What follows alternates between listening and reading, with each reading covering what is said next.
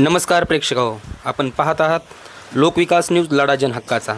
सध्या आपण थेट पाहत आहोत मुंबईतील आझाद मैदानावरून, जिथे मराठा आरक्षणासाठी मोठ्या संख्येने मराठा बांधव एकत्र झालेले आहे।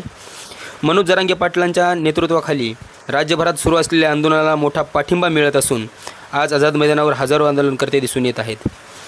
आरक्षण हा केवळ हक्काचा प्रश्न नसल्याने इथले वातावरण जरी शांत असेल तरी आंदोलकांच्या चेहऱ्यावर निर्धार स्पष्टपणे दिसून येत आहे।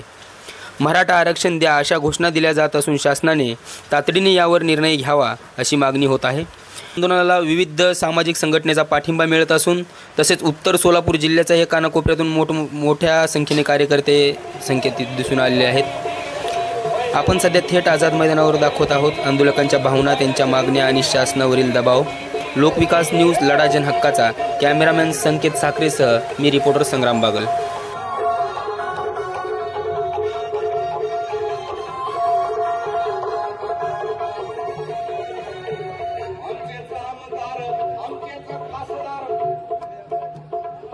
आजपर्यंत सांगितलं जातं